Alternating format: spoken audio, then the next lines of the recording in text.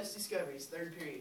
We're having a debate on which political group do you believe had a more profound effect on the formation of the United States, the Federalists or the Democratic Republicans? Well, what I said was, I said I don't believe that the Federalists had a more profound effect on the formation of the United States over the Democratic Republicans, or vice versa, because, like, there was two political parties that had, like, it's like two groups of people that both have beliefs, and it's not necessarily one's right or wrong, because that's how it's always been. It's like, you always have some right things, some good things, and some bad things, some good beliefs, and then you, like, support good things, and it just, like, this is kind of like what America's built on. America's built on differences. And so that's what the political parties were. The political parties were groups of people going head-to-head in, like, healthy debates and stuff like that. That's how we have presidential elections and stuff. And that's just our thing is freedom, you know, freedom of speech. That's in our First Amendment. And so it just, like, I felt that they both helped create America and, like, the American dream through differences and stuff. Like, as soon as I see this question, I'm sure all of us think, I think of Alexander Hamilton, and Yes. that's exactly what comes to my mind. And so I put that Federalists have had a bigger impact, and I agree with what you were saying, but I also think that, like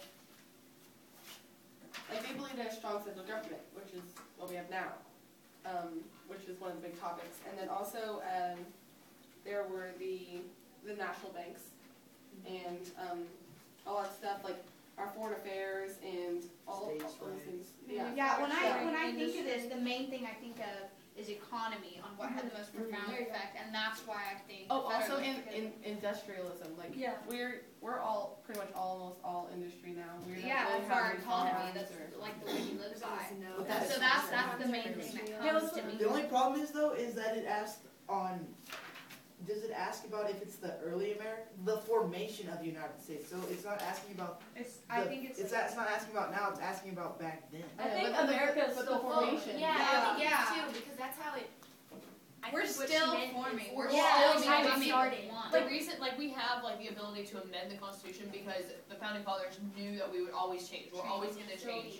You know, we're always going to go with time. That's what America's built on. America's built on change and difference and stuff. Yeah, I think they both contributed to the formation.